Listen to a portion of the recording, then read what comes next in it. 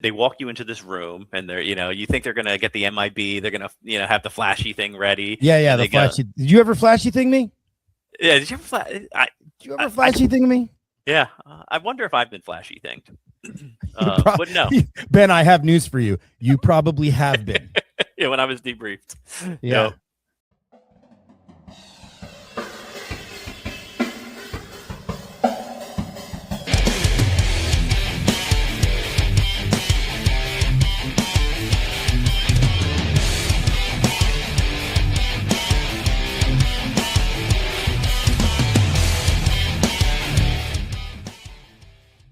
So I Was in This House podcast is a proud partner of MyMethod AI. Does this sound like you? Not enough time in the day, under a sink, facing a furnace, losing customers because you can't get to the phone in time, too many estimates to follow up with, and not enough time to get to them? MyMethod AI has solved this problem with their specialized AI employees who will book the call, follow up on the estimate, chat, and answer the phone 24/7, 365. Some companies have even seen as much as a 100% revenue lift after implementing. Not all AI automation companies are the same. MyMethod AI builds hyper-customized AI employees that are specifically tailored to your business with your processes, even down to the accent they speak in. So don't settle for an out-of-the-box canned solution. Book a demo today to see if MyMethod AI is a good fit for you. Visit mymethod.ai/inthishouse. That's mymethod.ai/inthishouse. MyMethod AI. We handle the busy work so you can do the real work. Kids are in bed.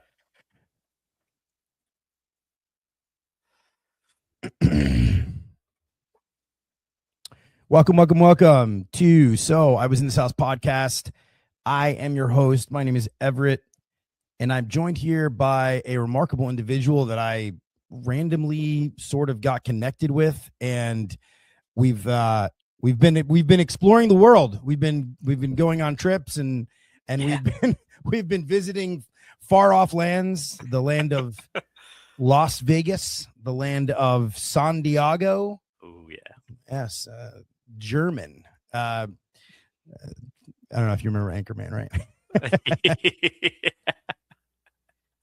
Okay, actually just watched that movie the other day. Actually, and my son had never seen it, and he's 16, so it was actually hilarious, But what a great film. So Ben, let me ask something that I can't wrap my head around, and I'm trying so hard to do it. And we've known each other now for the better part of a year, and I'm trying to figure out your backstory, because this is a home services, centered, in the home kind of podcast, right? So all things that happen inside of houses, and you're very aware of this. And I'm fascinated with your backstory because I don't quite understand the road that led you to where we are right now. So if you could give everybody an idea as to how in the world you ended up in home services, I would love to hear how that happened. Yeah, I took the long road here. I'm happy to be here. It's an amazing world. It's a world. My father, came from this world. He had a mechanic shop. He had a gas station in South Philly. So from a young age, I was sort of tangentially exposed to the world. But when I graduated college, I was a computer engineer, and my first job was Lockheed Martin, working on super squirrely, top secret projects. And I did that for the better part of 25 years. I spent 15 years at Lockheed. I actually got my clearance on 9/11. I don't know if I told you that. That's wild. That's crazy. Yeah, it was they walk you into this room and they're, you think they're going to get the MIB. They're going to, have the flashy thing ready. Yeah. The flashy. Did you ever flashy thing me? Yeah. Did you ever flashy thing me? Yeah. I wonder if I've been flashy thinged. But no. Ben, I have news for you. You probably have been. Yeah. When I was debriefed. Yeah. Yeah. Now you're in the free world. Yeah. Well, I still actually have my clearance. I've retained my clearance, so I've got to be somewhat of a good boy.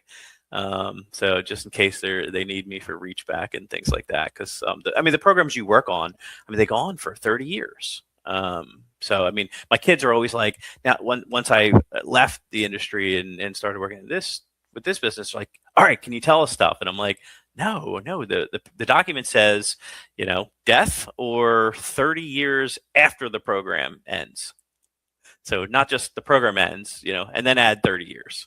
So I heard a story. I think so you actually, when you were working at Lockheed, you got you were like, really rambunctious. You wanted to get out there. You wanted to solve all the problems, right? And then they put you on a project that I guess they thought was like, nah, just throw them on this project over here. It was like a throwaway project, right? Like it was a little thing that didn't end up so little.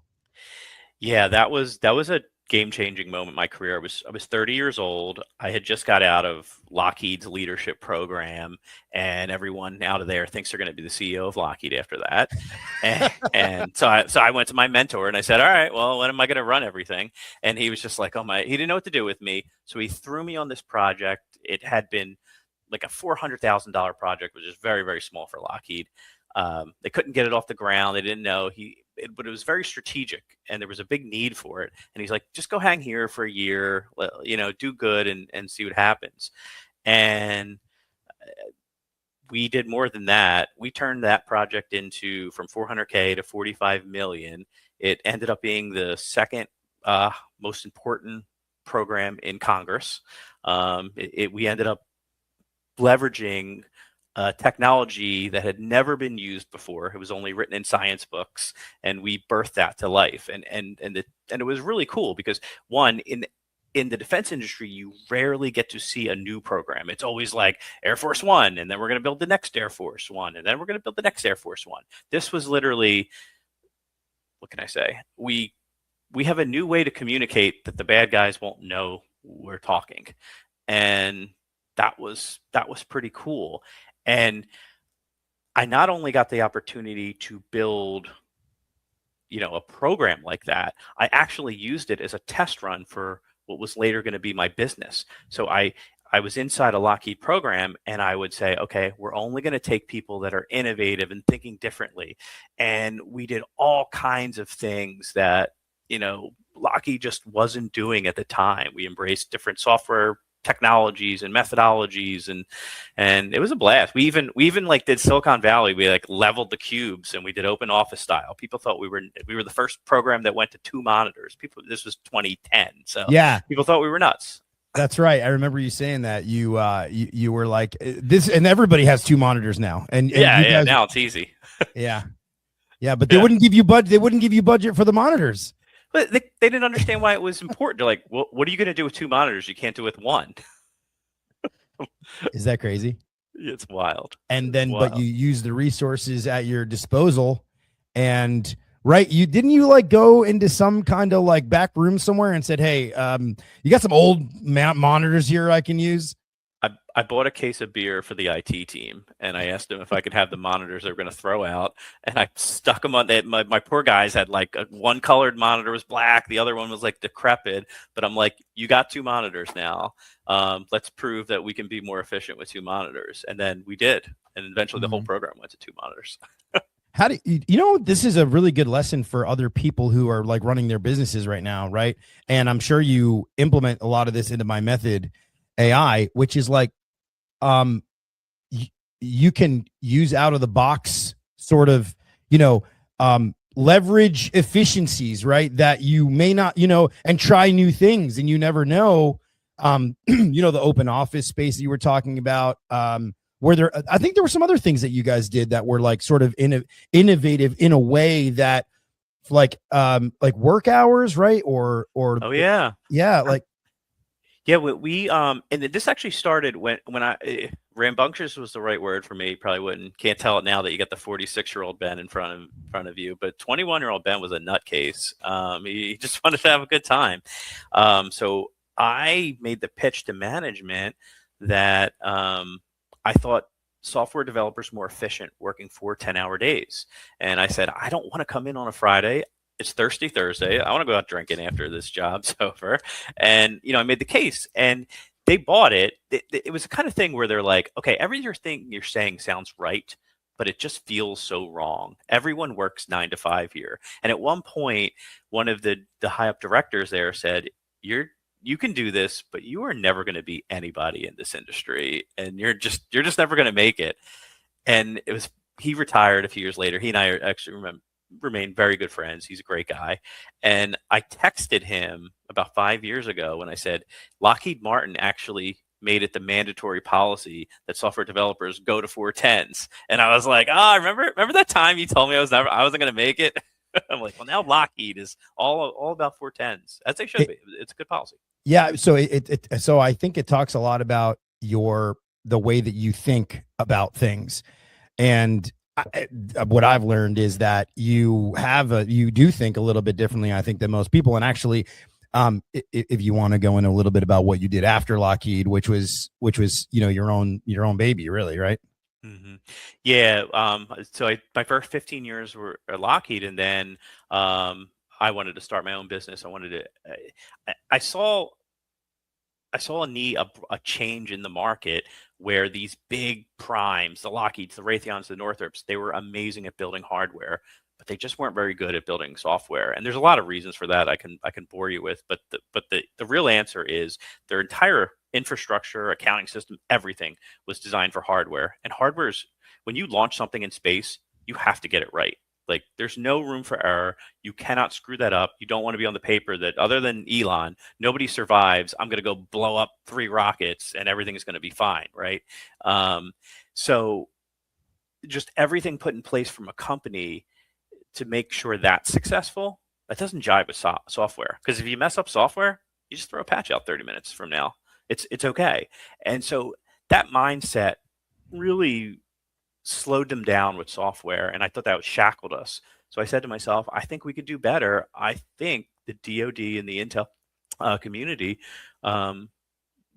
needs companies that just do pure software, and that's what I built over a 10-year period. We built what became known as one of the premier AI and software development shops in the space, and we kicked butt. And that was, now what, 15 years ago? How many years ago was that? That was 10 years ago. So I started it about 10 years ago. Yeah. I exited almost 2 years now. I exited. And that business, I bring this up because I think it's fascinating to me, because as we move along in the home services space and whatnot, we have a lot of businesses that, set out with tons of I don't know, just all this outside influence, and there's obviously a lot of PE involved and everything else, but you have completely and entirely bootstrapped this thing, and you are your intention here is you just really love this space. Can you talk about that? Because I think it's very, and I want to be as sort of, because I'm very candid. I think that people really need to know your intentionality, because it's like you just want to create really something really cool and something that's really helpful and impactful.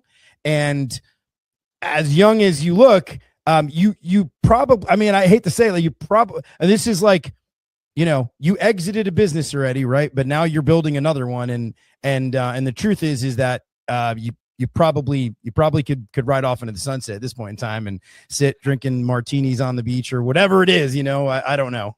Driving my kids and my wife insane if I did that.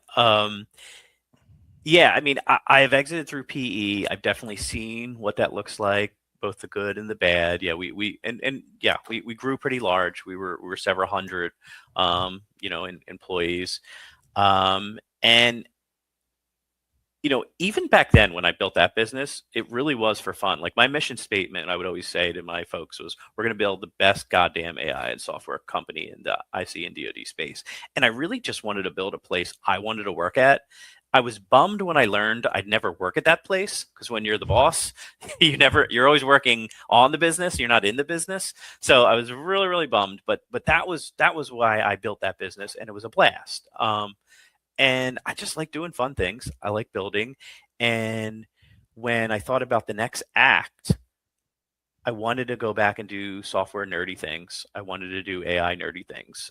And I looked and I said, who is going to benefit the most from this AI revolution? And the DoD and AI and Intel, we've been doing AI forever. I always laugh when people say, "Oh, you do voice agents now?" And I'm like, "Well, the first voice agent I built was in 2004, spoofing terrorists in Afghanistan." I'm like, "Voice agents is an old technology. I mean, it's better than ever, but it's an old technology." And I just can I just pause for a second here? You yeah. just said 2004. Yeah. 2004. Dude, that was over 20 years ago. Yeah. You were creating AI back 20 plus years ago. That's insane to me. Yeah. It was cool stuff. Very cool stuff. But yeah, when we looked at the world and said, who is going to benefit most from AI? It was service businesses, because the way I saw, just like I saw a change in the market for DoD when I thought small, pure software plays were going to disrupt everything. Today, what I see is that AI is making code cheap to build. And all of a sudden, you can build high impact software that's attainable at a price now. And the people that actually are going to be starving most for this are service businesses, home services, and some other verticals like them. So I thought this is where we can change the world a little bit. We can make a huge difference here. Yeah. What other businesses are you currently sort of working with? Was it the automotive, like an auto dealership or something like that you were dealing with? Yeah, automotive, for sure. Restaurants, believe it or not, I mean, they're a fascinating use case. Some restaurants tell their folks to not answer the phone after once things get rolling. They don't want the ringer on, and they don't want their That's people true. on the phone. So people that need automation and rely on or need people to pick up the phone, need people to make phone calls, or just need to streamline automation when they never thought was possible. Those are the places we're going. Their pain's real, and the price point's never been this achievable. Mm.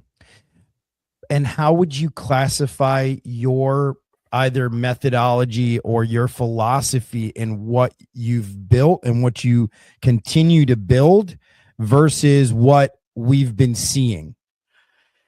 Yeah, what I think we've been seeing is a lot of AI out of the box. I think we've been seeing a lot of fly by the night shops.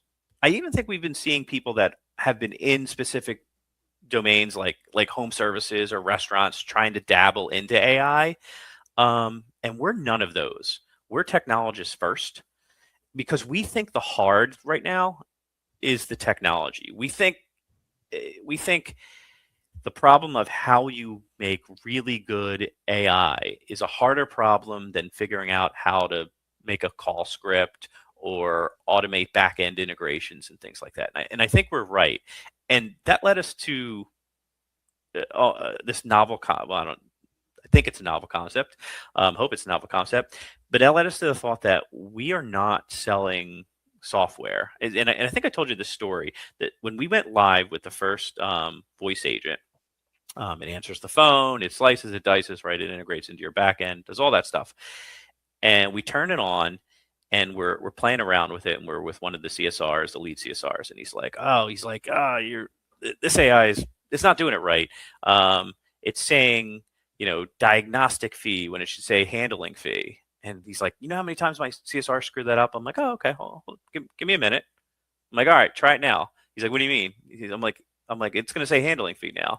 He's like, what do you mean? I'm like, well, we just changed it to handling fee. And he checks it out. He's like, wait, it just does that? And I'm like, yeah, it just does that. He's like, what? I wish my CSRs would do that. He's like, so you're telling me whatever I ask you to change, this thing is just going to do it? And I was like, of course. And he's like, wow. He's like, I wish my employees would learn this quickly. And that was the moment, I think, where we realized we were selling AI employees and we weren't selling SaaS or software or some nonsense like that. Cooper & Hunter's new peak unit runs efficiently up to 19 SEER 2, with BTU capacity that ranges between 18 to 55,000 for indoor and outdoor units. Compared to a traditional gas furnace, Peak's revolutionary design is ready to step in without a hassle, thanks to its adaptive multi-voltage. True high-performance hyper units provide a 100% heating output at negative 13 degrees. Looking inside the unit, the new M-Coil is highly efficient and provides a better airflow that reflects in a higher static pressure. Our Smart Kit is included, giving you access to control your device from the comfort of your phone. Peak stands for powerful, efficient, auto voltage detection, and quiet. To learn more, visit our website or talk to your local distributor. Cooper & Hunter, addicted to comfort. And we started thinking about the problem so differently, where it's like, okay, we're not, what isn't it? What would an AI employee look like? What would it feel like in your business? Well, first we come in and we onboard them and we learn about your business. We personalize it to your brand, right? You had Dan Antonelli on, a few months ago, and he talks about how important brand is, and he's totally right. He talks about, people are spending all this money on brands and wraps and all that thing, and then people are going to buy an AI that doesn't even sound like their brand, doesn't act like their brand. So it should know your brand, it should know your business, and then it should get better over time. But we actually, because it's an employee, we actually have performance reviews. We'll sit down with the team and we'll say, how's the AI doing? Chloe or whoever, like, how's she doing? Oh, well, she's not doing this right. Or I wish she would do this. And why wouldn't she ask this question instead of that? Yeah, let's fix that.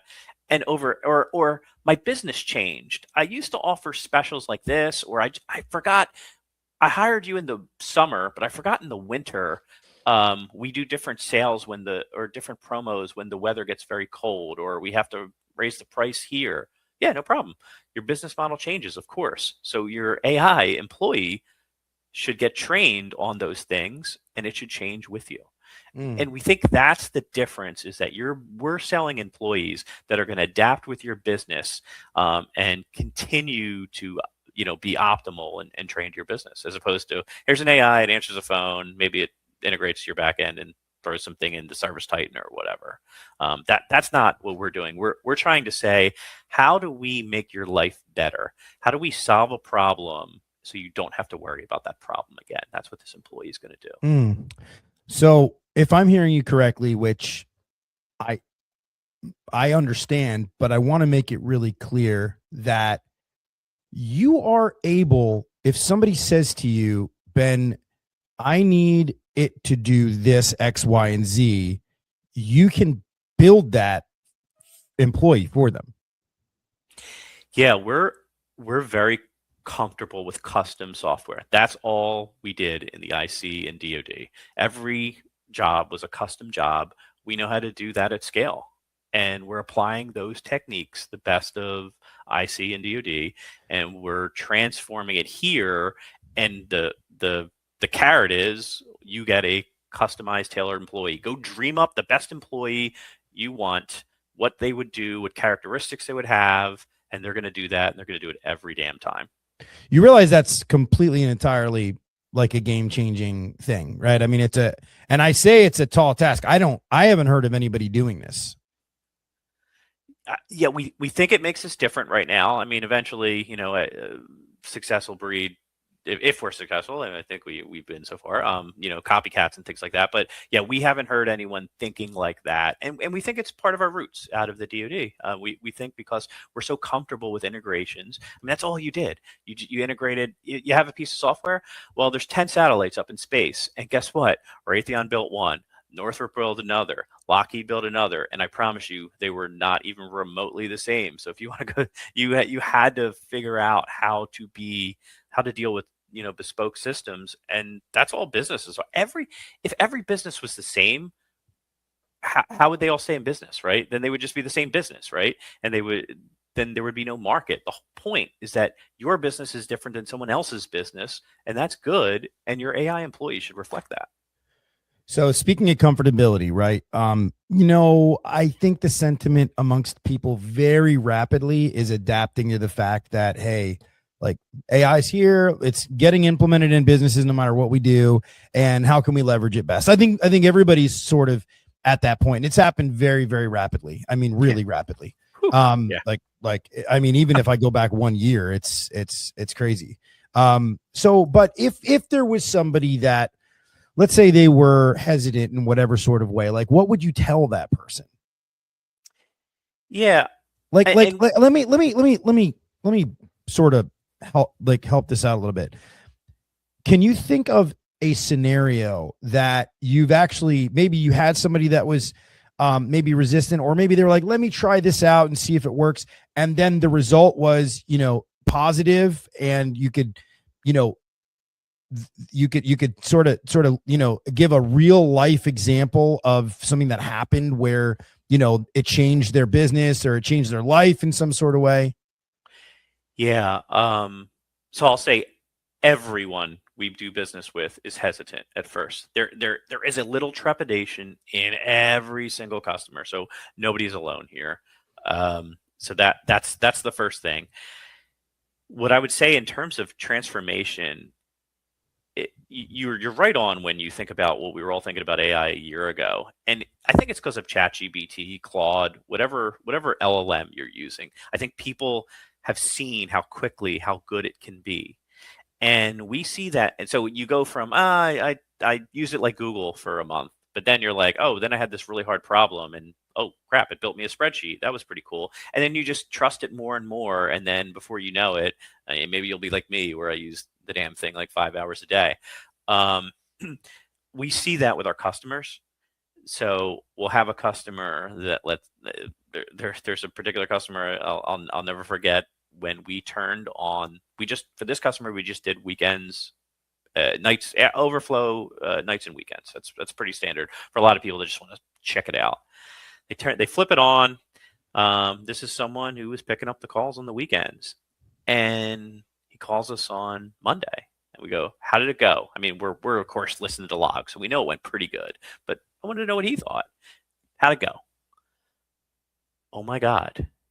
He's like, you have no idea what you did to my weekend. He's like, I was at my son's baseball game, and he's like, and I watched the whole game. I didn't get a call. I didn't have to worry about it. And it was just this relief. Like it was palpable. And that's what I was talking about when I'm like, where's the biggest bang for the buck? Where the biggest impact we can make? And I was like, this is it. I mean, this is awesome. This is exactly what it's supposed to do. It's Yeah. supposed to make people's lives easier. Yeah, and now that guy can not have to, be at his kid's little league game or whatever, and he doesn't have to worry about, especially sole proprietors or people who want to be really involved with their business. They have a few technicians out there, they have a few plumbers, whatever it is, and they just want to have, another employee that they don't necessarily have to, how many people are going to really want to work, overtime over the weekend? They want to go enjoy their family time. So it does make a big difference, and I like that. I love that human aspect of it. And I was anti, and now I embrace it so much because it allows me more time to do human things. And so I love things that help me to save time, because I have, I stretch every hour. No, yeah, exactly right. And you're not the only one. I mean, I drive a Tesla. I guess I'm probably some sort of stereotype here, right? A technology guy, yeah, a guy driving a Tesla. And when I got it like a year ago, and I'm like, I'm never going to use a self-driving thing. I'm the best driver I know, just like every man that we know is probably the best. Thinks we are the best driver. Yeah, we're the best. Yeah, totally. Yeah. There's no way this computer's doing better than me. And then it comes out, and I try it. I'm like, that's cute. And then a patch comes out, and it's like, oh shit, wait, what can it do now? Like, I'm like, it can, I mean, and so from like one version to the other, and I'm like, oh, let me try it again. And then I'm like, holy crap, this is really nice.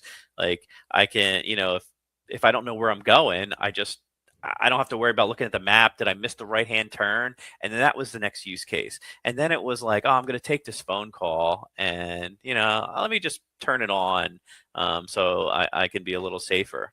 Fast forward to a year later, 90% of the time I drive. If my wife, who actually is a bad driver, hopefully she doesn't listen to this, but she knows she's a bad driver. I'm going to send it to her. Oh, sorry, baby. I love you. And she won't drive at night without the Tesla now, because she's just like, it's better driver than me. Why would I drive at night? And I feel safer. I'm like, take the Tesla. Don't take your car.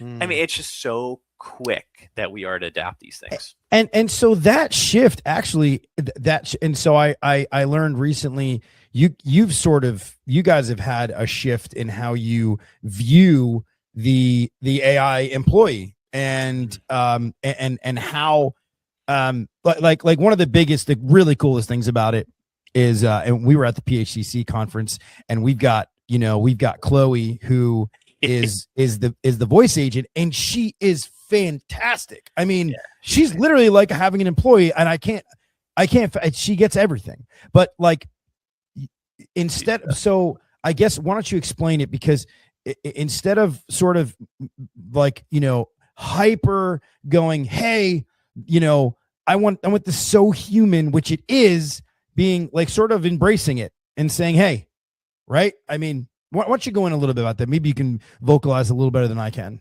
Yeah, we're on this journey like everyone else. We have no idea where the technology is going to go next, right? I mean, everyone likes to think, like, people ask me all the time, hey, AI guy, what's happening next? No idea. We're along for the ride too. So when we started out, we basically were like, how do we make the most realistic AI so people felt comfortable with it? And we did. And yeah, we can, when people hear Chloe, they're like, holy shit. Oh, sorry. I didn't mean to curse. Okay, it's fine. Yeah. Great. Or yeah, holy crap. You should hear some of the stories on here, my man. So I guess I've heard of it. But yeah, holy crap, that was real. She's amazing, blah, blah, blah. And that was all well and good. But there's always the tells. You can always tell if you know what you're doing. And the smarter people are getting about AI, the more they're like, all right, I know it's an AI. And so we started shifting our thought a little bit. And it's not like we're not making realistic AIs. We will continue to make it as realistic as possible. But we said, are we being a little disingenuous with trying to almost trick people? Like, where we give you this realistic AI, we don't tell you it's an AI, and we're just like, yeah, until you're like, wait, is this an AI? Are you an AI? Well, hold on. So the reason why that happened is because you made such an incredible product that you have videos on YouTube that literally people are saying, wait a minute, hold on a second here. Are you real? Like, that's crazy to me. Yeah, because right. Well, because it's so good, and then it'll blip, as inevitably all AI does. Especially if a few months ago there was a blipping a little bit more than it is now, and it's like, oh wait, you're an AI. I couldn't even tell. But so we said, yeah, because our thought process then was, I don't know if you remember, you threw Anchorman at me, I'll throw Seinfeld at you, the Kramer scene when he takes over the movie phones and he's like, for this movie, press 1. And it's like, why don't you tell me the movie you're looking for, right? Like, we were trying to make that experience where it's just like, just tell me what you want and I will give it to you. But now we're thinking, maybe we need to be leaning into AI. And we've been trying this new technique, especially for people that are trepid. Like, I don't want to break trust with my customers with an AI. We're like, well, don't come up and say, hey, I'm Chloe. I'm an AI assistant, and I'm the best damn AI assistant you'll ever hear. Give me 15 seconds, and if you don't like me, I'll transfer to the human. But tell me what you need, and I got you. And that's so disarming to people. And they're like, whoa. So I know I'm in a different ballgame. I'm not dealing with if you want a representative, press 1. If you want a, massage, press 2. I think that the AI agents are going to replace I think they're going to replace it. I think those are going to be gone. Yeah, they'll be gone. They'll be gone. It'll take 5 years, but they'll be gone. Yeah. Longer than it should. Hey, go ahead. I'm sorry. Oh, no. What I was going to say is, but when we get to that point, we start to think that the AI actually has some superhuman skills that a human doesn't have. So for instance, if I were a human and I were to ask you my address, unless you're super brilliant, I can't remember what I did yesterday. I'm probably going to ask you your address, like, okay, what's your house address? And you'll probably say like 123 Fake Street. Okay, what city is that in? All right, Philly, cool. What? All right, I know that's Pennsylvania, but maybe I'm not from there, or, And I'm going to ask you small questions, and oh, is that a condo? But if I'm an AI, you can just say, I live on 123 Fake Street. I'm in LA, California. It's a condo. It's apartment 3. And oh, by the way, it's a leak in the kitchen. My wife came in and found it. It's contained under the sink, so it's not that big of a deal. It's probably going to be a pain issue. So I need someone out here within the next 24 hours. And it's like, got it. No human. The human's like, slow down. Let's take that one at a time. The AI is like, yeah, I got you. So you can actually be more efficient and faster. And I think one of the reasons people will eventually embrace this technology is because it's going to be easier for them. It'll just get you there. It'll get you there faster rather than sitting there. Press 1 for this, press 5 for that, press 2, and then you go back around. You get stuck in the Yeah.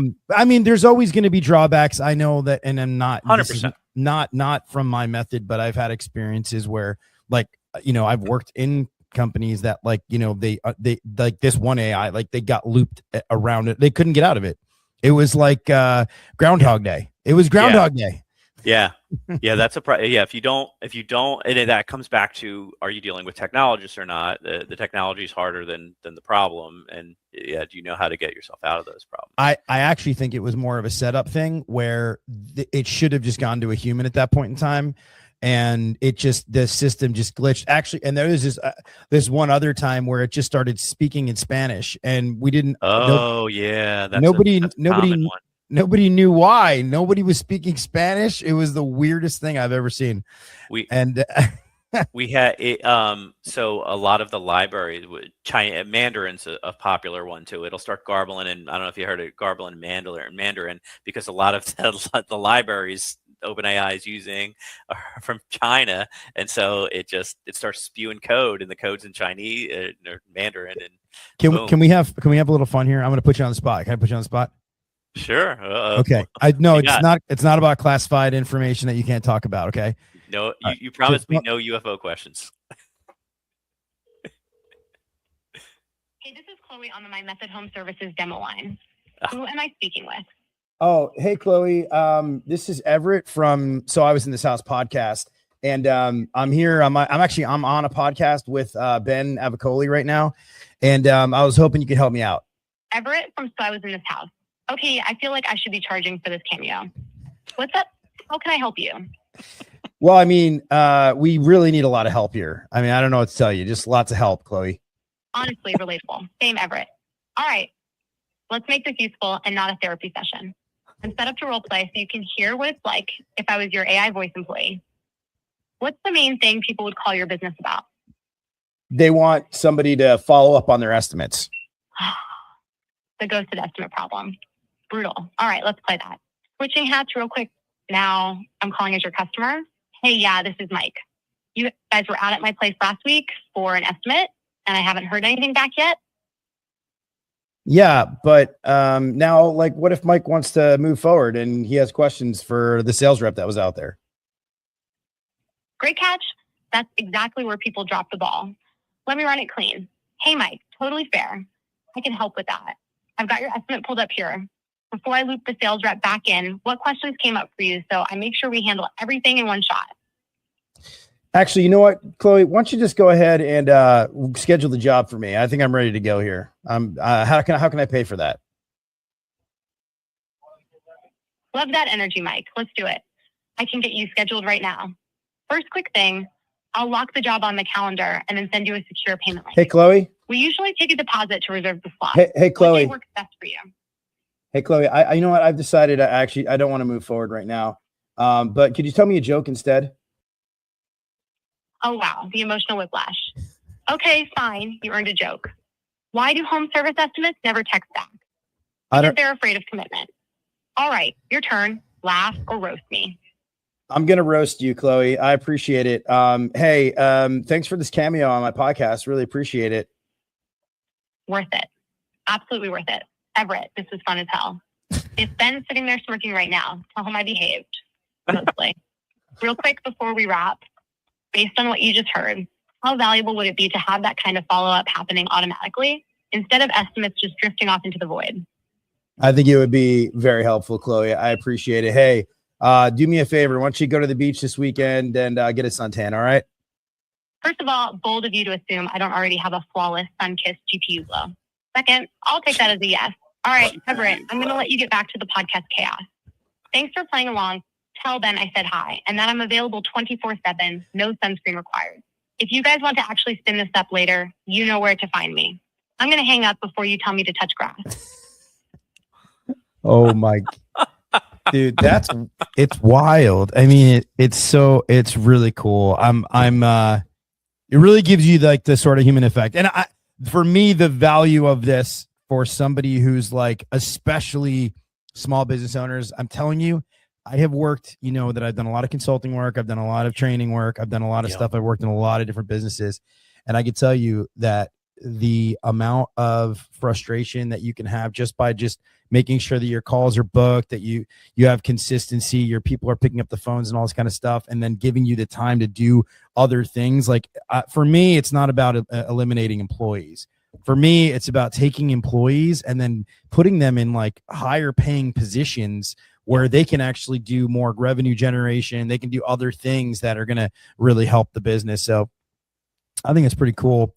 Everett, we've never seen a customer lay off a CSR or at any point because these companies are growing. They've got so much to do. They're just like, finally, I get a few more hands, and it's weird. It's like people aren't great at consistency, right? We're great at a lot of things. But answering the phone the same way every day. You had a breakup last night, this and that. Like the AI is just better at that. So it's like we let the AI do the thing it's really good at, and now all of a sudden you got a whole bunch of hands, so humans can do the things that they're good at, and it's just so much better. Well, so I'll give you a great, I think, real use that, and I'm sure you've thought about. Like, I might have a problem customer, right? And they're calling back and there's a serious thing going on in their house, whatever it is, plumber messed up, whatever it is. And a lot of times, and this has happened where you get a bunch of calls in at a time and all your reps are tied up. That's right. And you can't, right? So then for me, I want to get on the problem call because I'm saying me, my people, because they need to they need to figure that out and then make that customer happy, turn them around. And then like, I'm okay with the initial booking. Like, hey, I need my ducts cleaned, whatever it is. I need my AC looked at. That's okay. I can have I can have Chloe answer the phone. I just think that that's a real world scenario that really helps build efficiency. And I know we've beaten it sort of down, but I think it goes without saying that this is like a real way, an opportunity in our industry in general to really get more human and really spend more time with customers.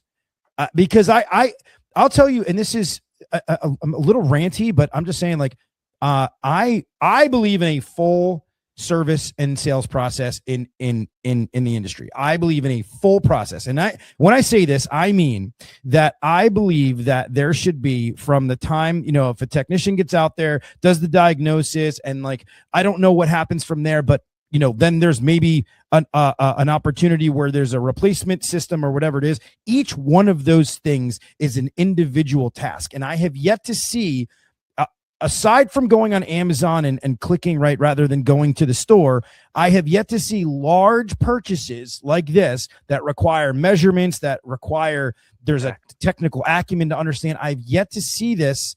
A lot of it can fall to the wayside, that process, if you're stuck doing the menial tasks. But if I can focus my energy on the sales or the service call, then I can really commit my time to that person. But I can't tell you how many times I've known business owners or proprietors or managers who are in a house, who are in a building, and they're working, and then the call comes in and they have to take the call because they're like, oh, I don't want to miss this call. And then it takes their attention away from the house that they're in. So it sort of allows you to compartmentalize it. And yeah. Yeah, and you're actually, if you think about it, that is depriving your customer of the best service it can get. We all talk like me and my partners, we've talked about that when we've made a phone call at like 9 p.m. and the service kind of sucks. And would I rather, an AI take the initial phone call, figure out what's up and down, and if it's an emergency, then go transfer me to the owner. But if it's just a regular old job, book me. And that's just a better experience for everyone because you have more time to do that personal touch. We have one customer who, what they do is they still call every one of so our Chloe is basically answering all their phone calls, and it's booking it, and sometimes it has to transfer to, it has an escalation path, and it'll transfer when it needs to. But every call is now being answered by that thing. But they have a procedure where they've got a CSR that's calling every one of them back to give them that human touch. But the only thing is, instead of being on the phone for 5 to 7 minutes, getting the address and all that nonsense, they just know exactly what the problem is. And they're just like, hey, I know you talked to Chloe. I know you got this going on. Just wanted to make sure, is there anything you wanted to talk about? Nope, good, or yes, let's talk through it, and boom. And how's that not a better experience, right? Well, Now, what is the single, and I want to, did I interrupt you? no, you're good. Okay. What is the single biggest like impact you've seen, like from a monetary standpoint? Monetary from a monetary standpoint. Like, let's talk brass tacks, like real numbers. Like, you've created something, you customized it, and what was the actual impact in the business? The absolute best, which I would never guarantee anyone, but the absolute best we've seen is roughly 2x revenue. And that's if you're using inbound, outbound full, like you're catching jobs at night that you weren't catching before. And we've got stats that say it. It's something like 87% of people, if you don't answer, they're calling someone else. That's it. So Yeah. and we're gonna see something funny right now. The first couple people to the trough are gonna catch that business, but pretty soon everyone's gonna have to have something after 5 p.m. So when you think about after hour calls, great. Then you start thinking about the estimate follow-ups, and we're finding that you improve the odds of selling an estimate, something to the tune of 20 to 25% if you call within 24 hours. And it's even better if you call within 8. And so the estimate follow-up, like, all right, let me call, let me convert that. The membership follow-up, so simple. Did I book? If I do 2 times a year, did I book 2 times a year? Am I in your house twice a year? Well, the AI is never going to let you miss scheduling that thing. And oh, by the way, every time when they're on the call, if they see an opportunity to upsell membership, then they will. So if you, there's a lot of strategies you can employ, and that really are pretty dramatic revenue. So the agent can actually sell the membership right there. Yeah, there's certain cues that we've learned that where it's like, okay, this is a signal that says maybe offer it.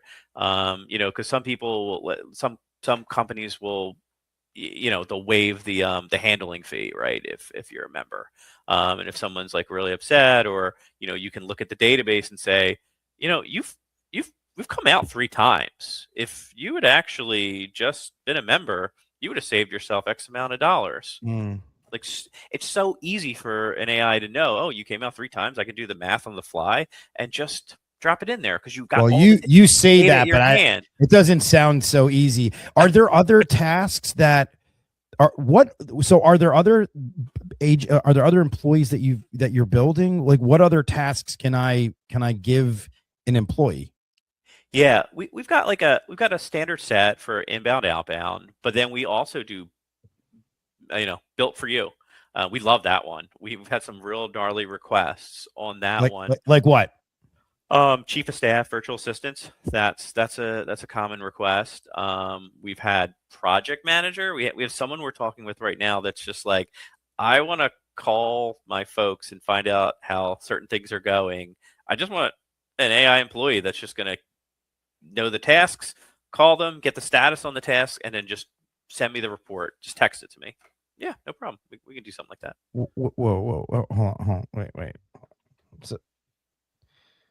So obviously it's got to read inside of, some sort of, so what does it do? It can like search if it's trying to, keep tabs. Like I knew I had to do something within QuickBooks, and I had some other service site and stuff, and I have this and that and everything. And it goes, okay, this is done. This is done. This is not done.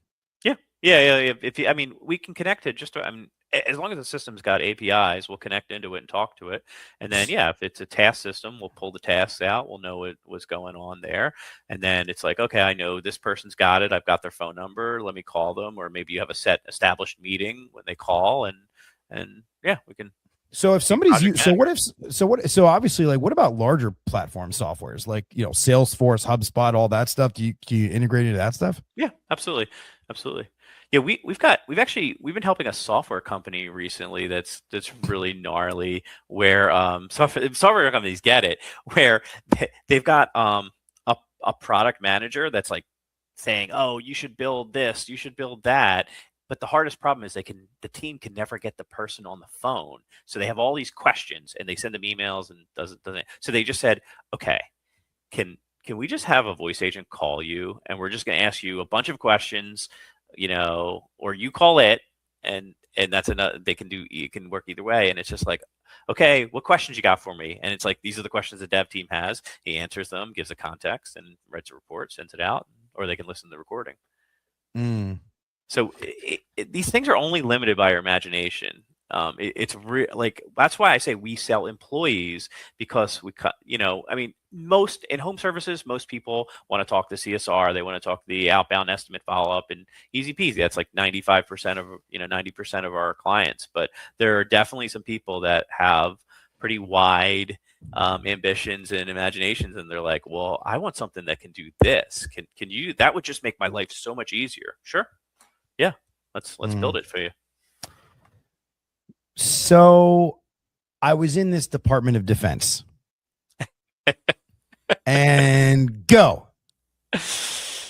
Okay. So I was in this Department of Defense. So I was working for the department. So I was working for the United States government in a classified operation, and I can't talk about it in this house. Go. I was 28 years old. I was working on a helicopter program. And for some people, if they're listening, a week in New York, you'll know exactly what they make up there. And as part of the initiation, when you go to that program, they fly you up there, all the developers, everyone who works on the program. You go up there, and they put you out on, near the helicopters, and you've got a line of, and it's usually like captains and majors in the Air Force, and you're like, what the hell are we doing here? And you walk, you're single file, and you walk up to him, and you look at the first guy, and he shakes your hand, and he's like, I'm Captain Johnson. I'm 31 years old. My wife's name is Stephanie. I have 2 daughters. Don't kill me. Just like, okay. And then you walk to the second guy, and he starts talking about his name, his family, and whatever he wants to tell you, and basically says something the same. I get towards the end of the line. One guy goes to me. He's like, I signed up for this. If I die in combat, I understand. If I die because of a software bug, I can never live with that. Don't fuck it up. And that was a pretty wild day, and wow. that one stuck with me. I mean, as you might imagine. Yeah. So I have this one question that I ask on every episode, which is, what's one experience you've had that lives with you, that shapes you? And I guess this is that would be it, huh? Yeah. That makes sense. I don't know how to make my developers like feel that. I'll sometimes tell them that story. But what I try to tell them, in the home services world is, if we screw up and we miss a $30,000 job, a $50,000 job, you just changed the course of someone's year. You impacted their lives. Don't screw it up. Don't do that. Yeah. Has anybody ever told you you're a little bit like like you're kind of weird, dude. You're kind of a weird guy. You got all this weird stuff going on. You're a brainy, you're a brainiac. You got you don't, you know, it's so funny too because you come up with all these ideas and then you're like, you just do them. You just get them. There's, this is something to talk about. Like, do you have a process that you go through when you create stuff? Like, do you follow the same system when you create things, or do you work within like the confines of a specific way to do things, or do you kind of like, are you like one of those thought boards where you just throw all the thoughts up there and then I find, so I'm a whiteboard guy. I have always been a whiteboard guy. I love it. I have an hour a week where I force myself. It's usually around 6 in the morning on a Saturday morning when the kids aren't up, which never. Usually I'd be sleeping one off in my younger days, but and I just stare at the whiteboard and I don't know what's gonna leak out that day, and that's the problem I'm gonna solve that day. And sometimes it's not even the highest priority thing; it's just something. And I just like, what, that's what my brain wanted to go deal with. That's great. And that's sort of my process is. And if you do that every week, it's interesting. You just continue to get ahead. You force yourself to work on something. It's not tactical. And I find that I just feel like that's a good thing in general. If you've got a business, I mean, I'm sure there's people at home thinking, oh my gosh, I'm constantly thinking about all the things on my business. I never get a chance to step back and say, what's a long-term problem? What's a systemic issue I can solve? And I love doing that. It's fun. And then, so I don't know if that's a good answer to your question, but that's one of the things I do. It's a perfect answer to the question. I think you're probably right. Most people don't take the time to actively solve problems that, in a systematic way where it's like, throw it up on the board. Let's hash out, let's throw all the answers. Let's throw all the potential solutions. Let's throw the problems and let's solve for this thing. And interestingly enough, I did get the chance to go through a training called MAP training, which is fantastic. And the way that they go about the process in which they solve problems is very similar. But if you're doing it with a team, you have a exact amount of time that you have to air the problem, and you attack the problem. You don't attack the person. Then you say, okay, so my method is having a problem with XYZ. It doesn't do this. Great. And then every person on the team goes around, and you get about 5 total minutes to go around the room. And in 5 minutes, everybody throws out potential answers, potential solutions.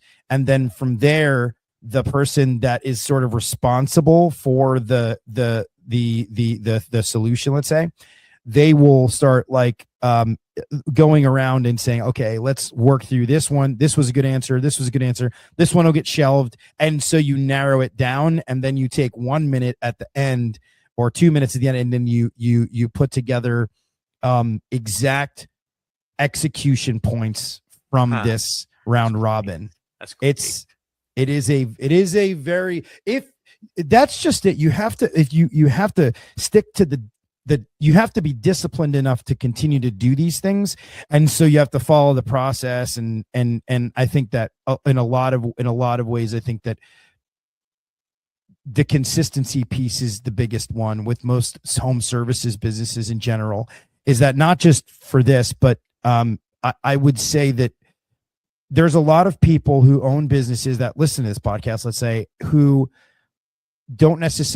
aren't intentional about solving a lot of these problems. And then they get stuck, and they really do. They get stuck.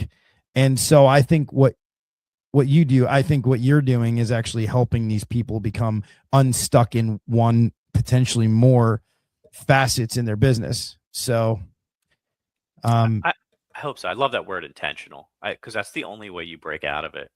I love that word. It's deliberate. What does Tom Brady always call it?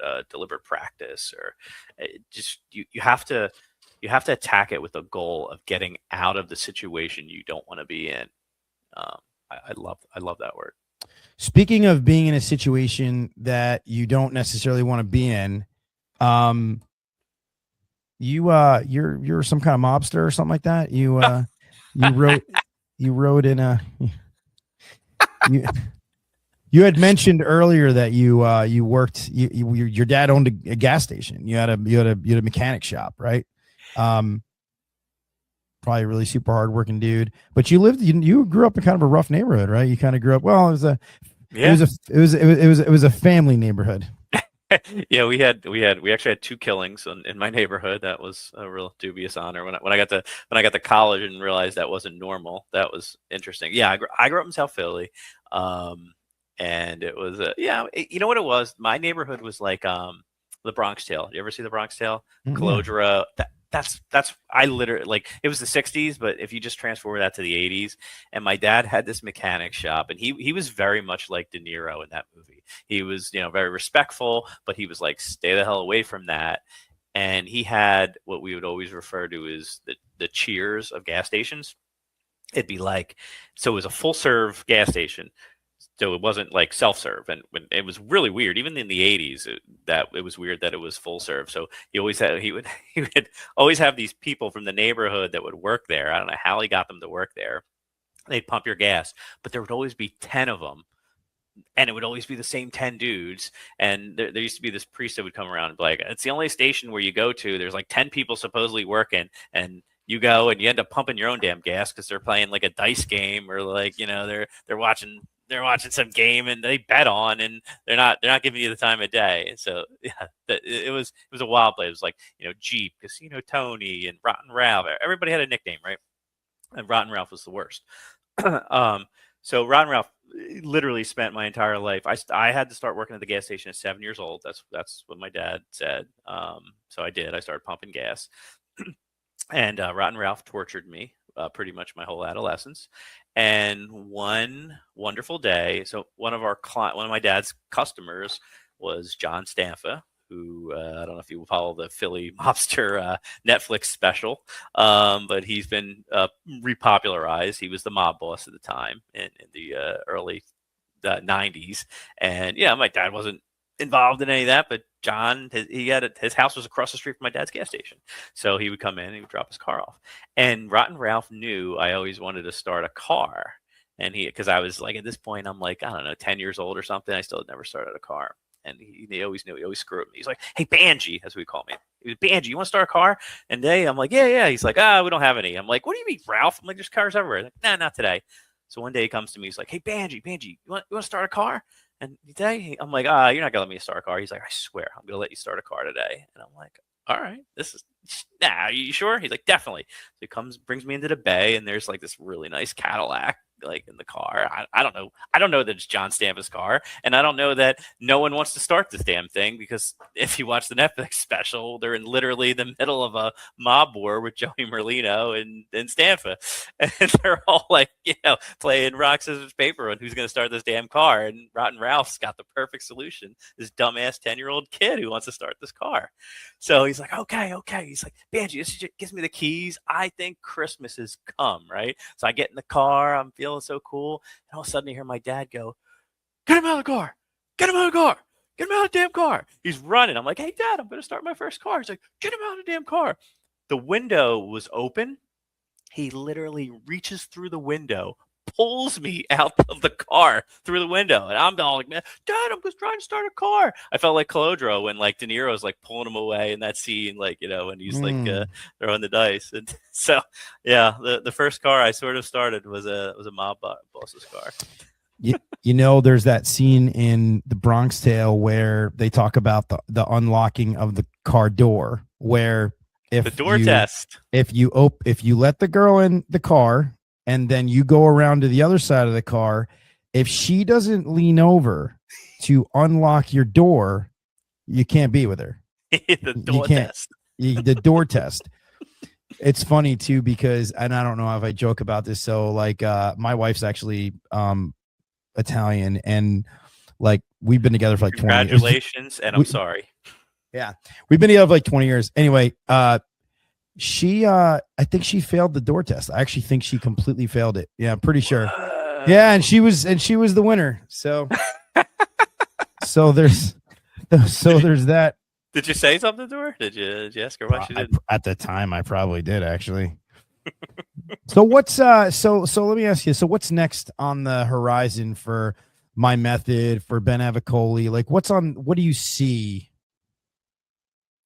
Yeah, I mean, I think, right now we're in that intentional phase of building a business where we think we've got the recipe, we feel like we're solving a real problem, our product is connecting with people. So that's great. And I think the next year is all about how do we do it faster? How do we do it more efficient? How do we stay in line with the technology? You do not want to fall behind. I mean, you always worry like the next model comes out and who knows, right?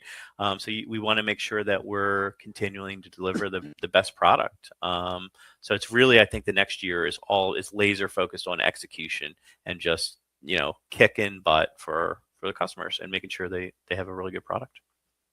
Let's hear one more like top secret story. Just try to tell it with non-specifics so that it'll appease the audience.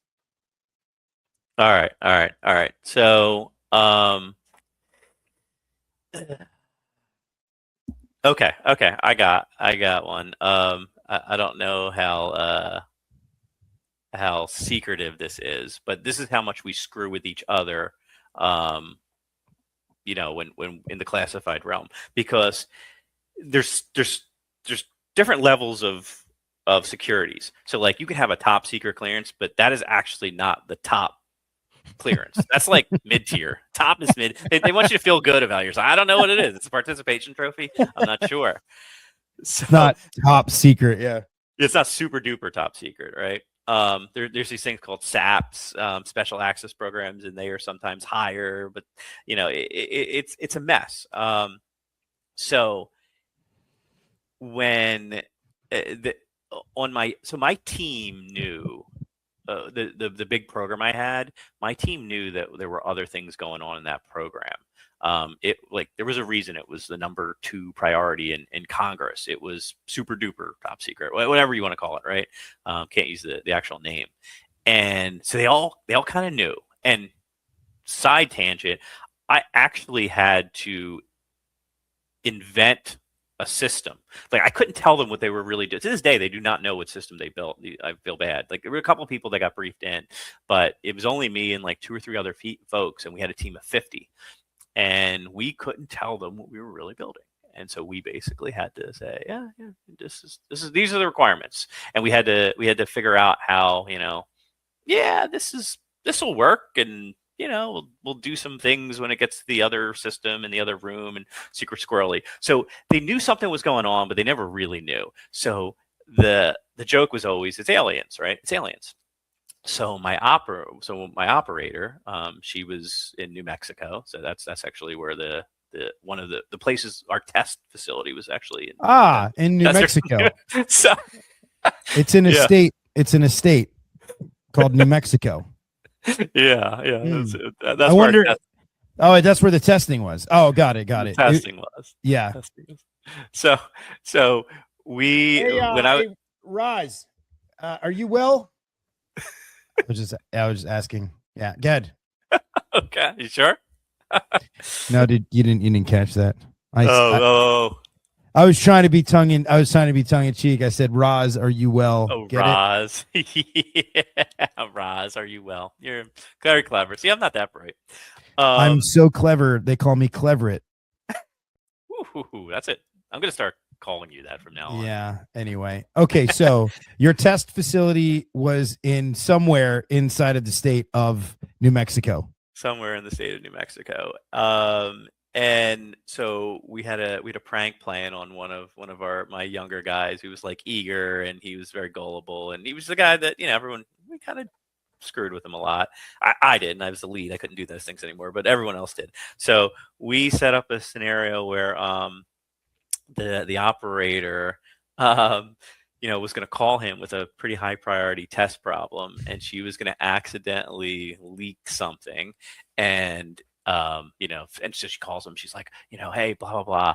I need you to get this on this right away. She's like, find Ben, find Ben. And I knew not to answer the phone. And, he's like, I can't find Ben. She's like, well, the aliens are going to make comms in, 20 minutes. And what am I supposed to do? He's like, the what? She's like, oh my gosh, I wasn't supposed to say that. She's like, just don't tell anyone I said that. I got to go. Hangs up. Wow. And so he's stewing, and I see the chat going on, and he's like fidgeting in his desk, and people are all in on this, and like, oh my God, what's he going to do? And so he decides, and actually rightly, I was a little proud, that he was going to go to security, because that's what you're supposed to do. If you hear something you're not supposed to hear, you are supposed to go to security. And he stewed for about 30 minutes, and he's just like, guys, I got to go somewhere. I can't tell you where I'm going to go. And just watch my stuff and answer my phone if they call. So he's walking his way into security. If he gets to security and he drops that this thing's going down, they're going to figure out pretty quickly what's happening, and they're not going to be happy we played this prank on him. So literally I get a phone call. They're like, so-and-so is going to security and going to inform them about the alien contact that we're about to make, and, here any minute now. And I'm like, you have to tackle him in the hallway. Do not let him get to security, because that is not something I want to explain to the customer, or like what's going on. Like, what are you cowboys doing? So they literally like run up the stairwell. They like corner him, and they're just like, stop. Wow. Wave it off. What a cool story. I remember you telling a story about you were given an award, right, at Lockheed, like some kind of an award, and I love this story, and I think we'll end on this story. I just love this because it's so cool to like think like how, especially with everything that's going on, like how large of how big is the DoD? How big is the government? How big is, where are we really playing? And segue that like sort of like into your day-to-day job, right? And like life right now. And like, I can't even imagine the amount of like, you're on the stage getting awards from Lockheed Martin, creating amazing, all this crazy stuff that's saving people's lives or whatever. And then here you are, and you're working in the home services business, and you're using all of that knowledge and all of that like insane like wisdom and applying it into a world. Now, and just a little sidetrack here, I can't wait till the name that is used like synonymous with the home services world is MyMethod, is Ben. You got to talk to Ben. I can't wait till that happens. But anyway, yeah, you were at this gala. So yeah, yes, it was a big deal, that award. It was very humbling to get that award. The CEO of Lockheed's there. She's you get to meet Marilyn Houston at the time, and my vice president was there. And he was a great guy. He was actually an Italian guy from Brooklyn. He was great. And I was, I told you earlier, I grew it from a 400K to a 45 million a year project, right? So I 100x'd it, right? Which is one of the reasons that, we got the award. And he's there. He's got $1 billion portfolio, right? And it's not the biggest portfolio in Lockheed, by the way, but he's got, not bad, $1 billion, right? So, and he's like, oh, Avicolli, congratulations, great job, blah, all that. He's like, just so you know, he's like, you're barely a rounding error in my portfolio. He's like, I just need you to think about that. Like, you did amazing, but I need you to think about how you're a rounding error. And I was like, holy crap. What are they, 34 at the time? 35? But that inspired you to go out and start your own business, right? Like that thought process was, right? It was kind of got well, here's the crazy thing. He was right. Like, he's not a villain in this story. He was 100% right. And $1 billion organization, even doing something as much as, 45 million is Yeah, it didn't move the needle for him. Mm. And he was being honest and truthful. And that was the moment I realized. So software is always 10% of a hardware project. When you put something in space, 90% of the cost is hardware, get launch, all that nonsense. And 10% is software. That's always the rule of DoD.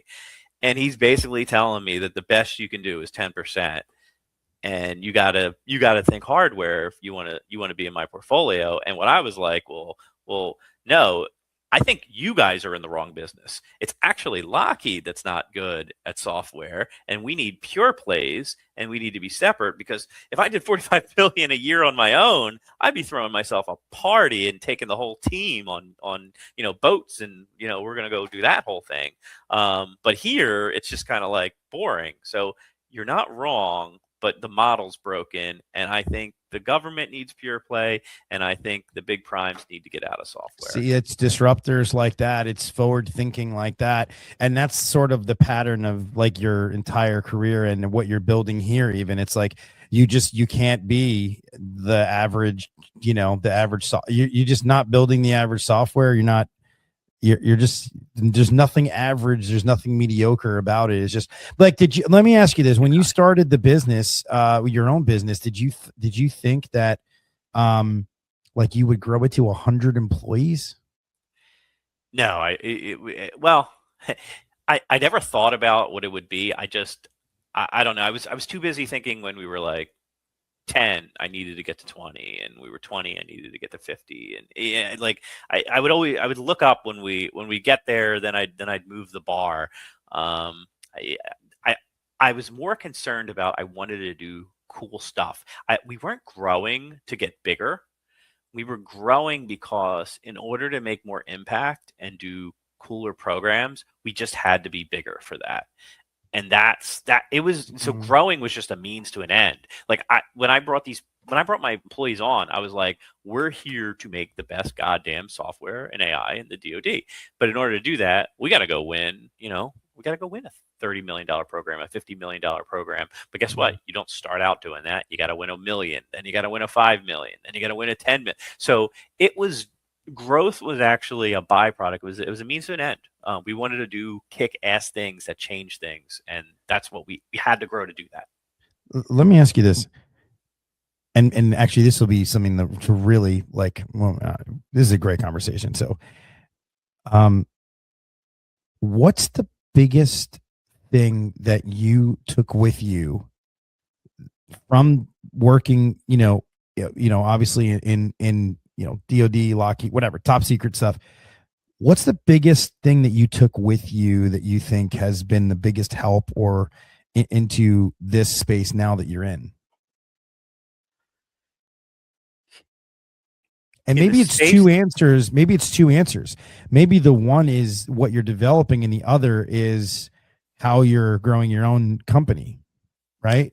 Yeah, that's a great point. Like, yeah, I learned how to build a company in that world, and I'm grateful for that opportunity and what I learned. If I had to say the one thing is, to me, is quality. I mean, that's why people trust you, because they want quality, and you can't cut corners on quality. Like I haven't changed. When we have a bug in the system, that affects my sleep that night. I'm just wired that way. And I'm just like, all right, how do we fix it? I mean, it's not bugs happen. They're not the end of the world, but I like to hire people who are obsessed with quality and want high quality and are passionate about it. I want them to like nerd out. Like one of my developers the other day, he cut a second off the response delay in the voice agent, which is amazing. I mean, I was through the roof. I had the best week I probably had in all of my methods history. Didn't matter. We signed on a customer, not when we got, honestly, I swear to God, I think the best week we had was when he chopped a second off that response time. Cause I'm like, I hate that response delay. And that's who I want. I want people that are obsessed with quality. And I think we really resonate with customers that are passionate about it as well.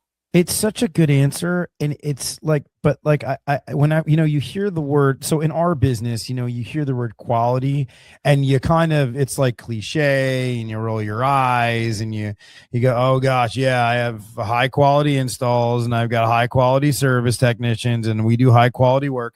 I guess because it's used so much in the space that, you just become numb to it and you go, okay, it's quality.